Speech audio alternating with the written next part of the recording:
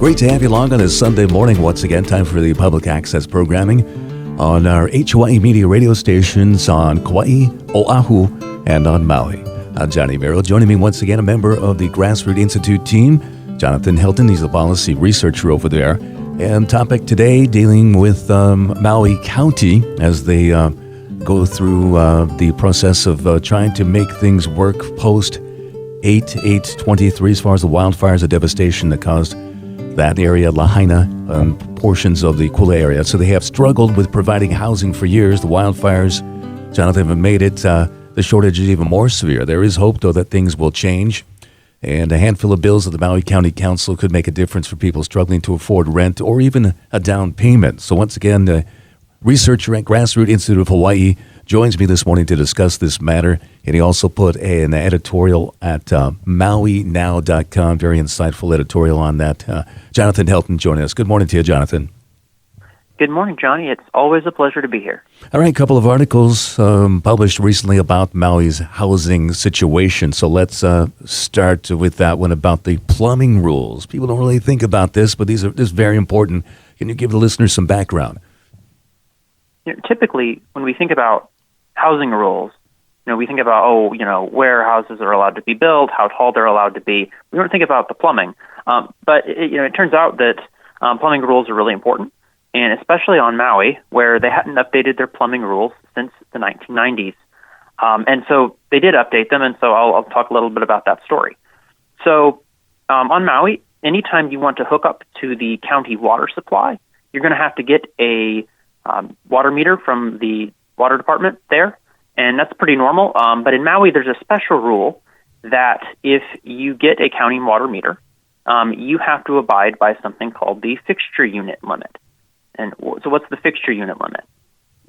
In a nutshell, the fixture unit limit says you can have only so many water-using appliances, like sinks, toilets, the like, hooked up to your water meter. And so the way that they calculate the number of sinks and toilets and showers, pot fillers, etc., that you can connect to your water meter is through a fixture unit count. And the fixture unit count, it is a really old methodology that was created in the 1940s. And basically it says, hey, if you've got a sink, we estimate this is maybe the probability that it will be on is the same time as the shower and the same time as the toilet. And so based on some of this math and some charts, you get a limit. So, okay, right off the bat, that is a little bit confusing, which was one of the challenges with this policy. But one of the bigger issues with the policy is that, as I mentioned, it hadn't been updated since the 1990s. And so water-using appliances have gotten a lot more efficient since the 1990s. You think about maybe if you've gotten a new toilet, that new toilet is going to use a lot less water when it flushes than an older one. And that's based on some efficiency standards and just the fact that people want to use less water in their appliances. That's good for utility bills for sure. So those are a couple of problems. Any other problems with this fixture unit policy besides sounding to be outdated? Yeah, the other problem, again, as I mentioned, is the fixture unit. The fixture units are based on the number of water-using appliances. Mm-hmm. It's not based on the amount of water that your house uses. So there was somebody who was talking about this issue in Maui County, and they pointed out, it doesn't matter how many toilets you have in your house. You only have one butt.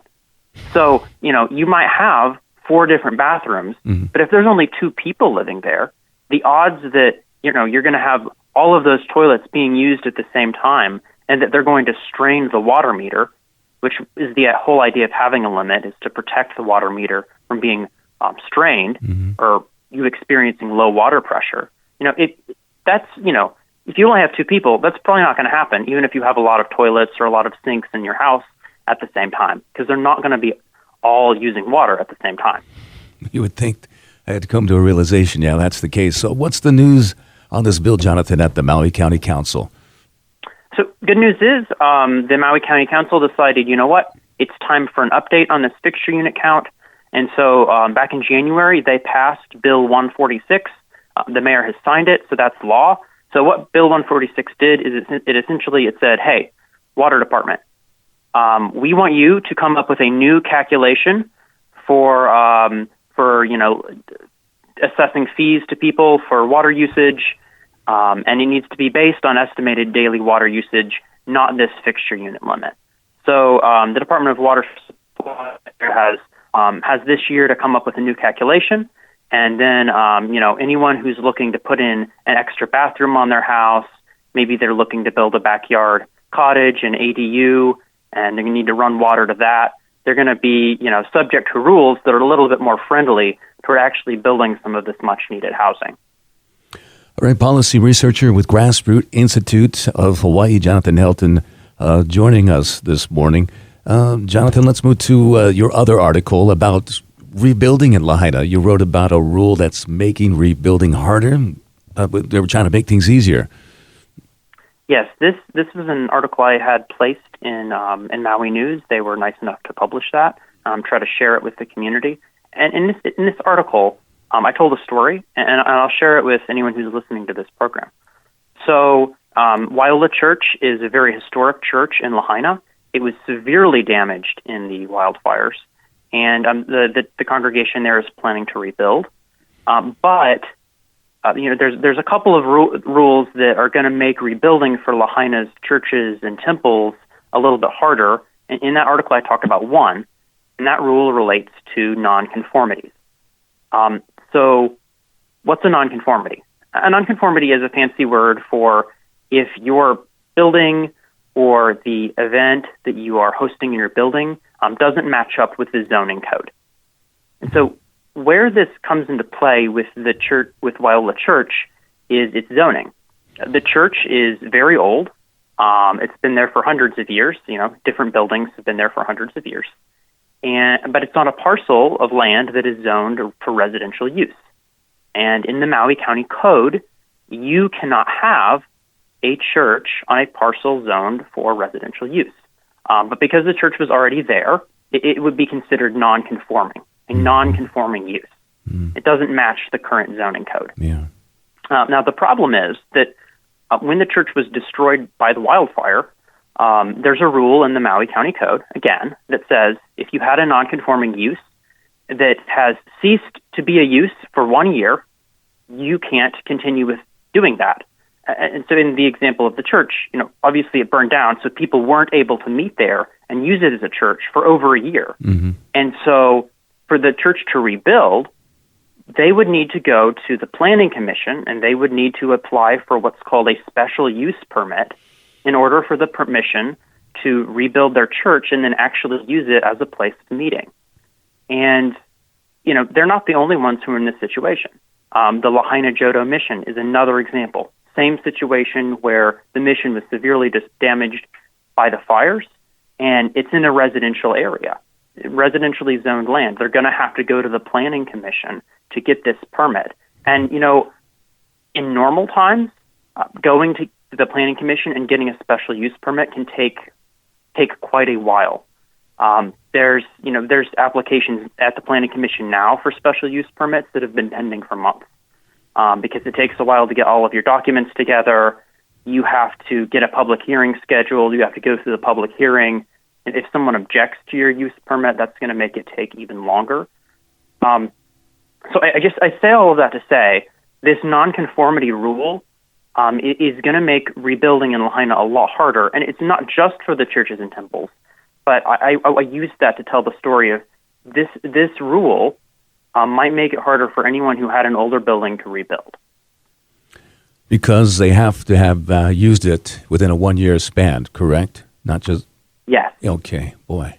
So what are the prospects, Jonathan, for changing this law?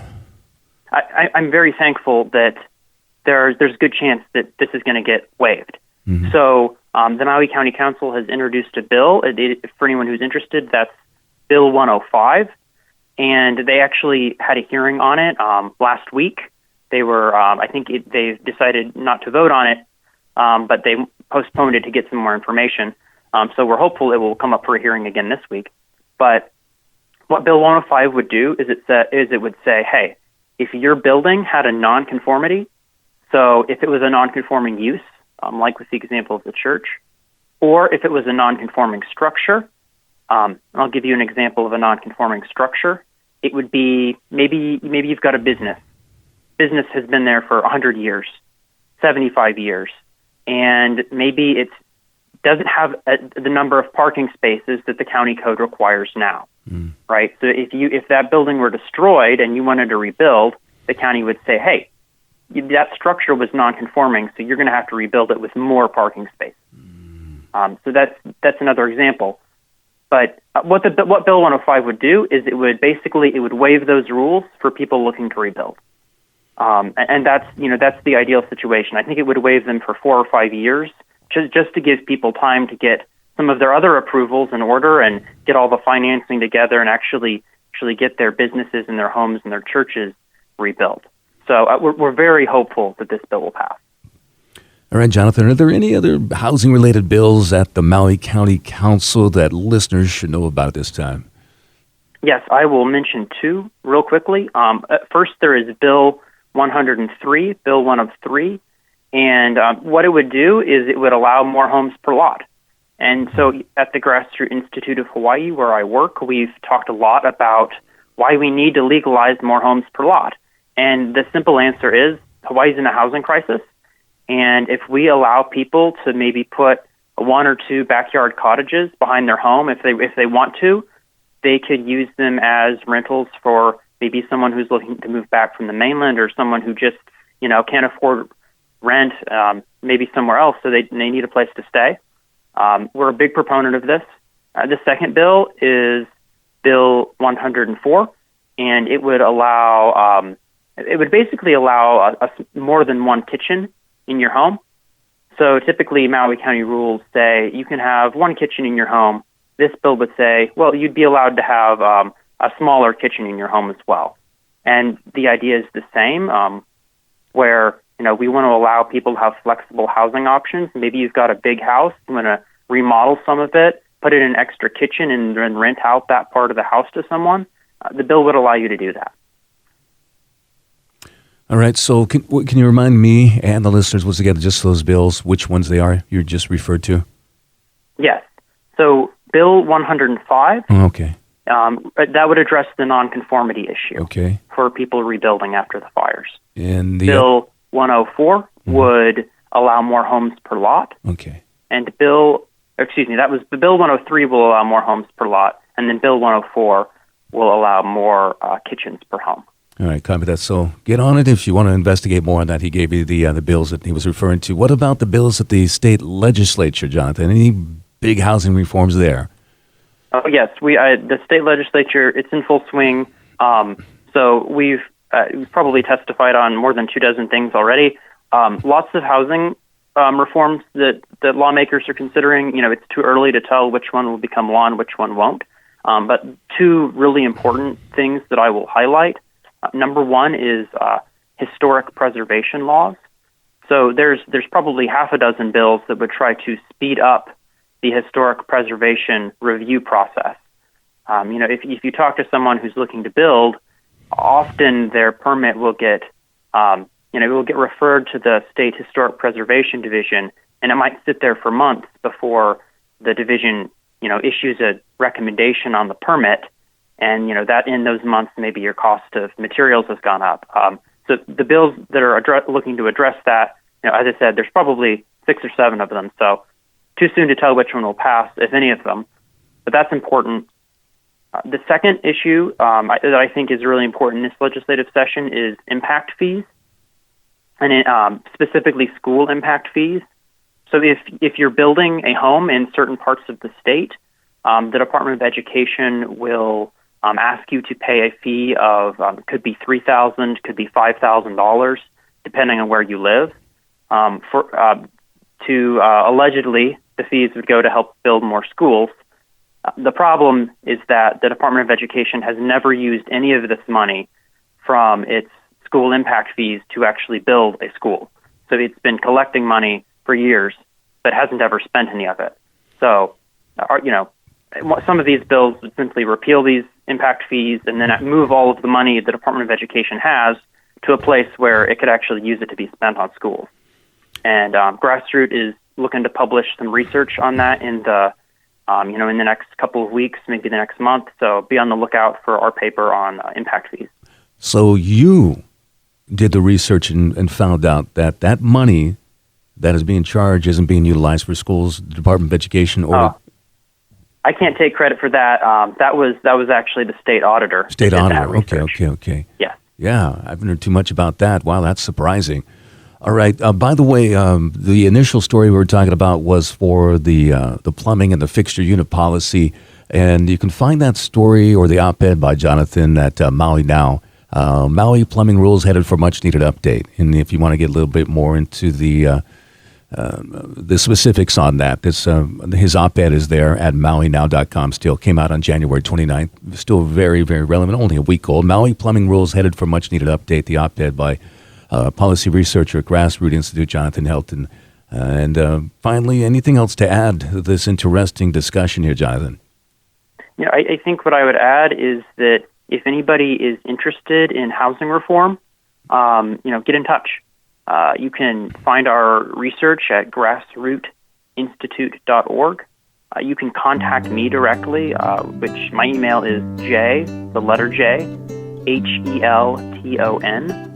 at grassrootinstitute.org.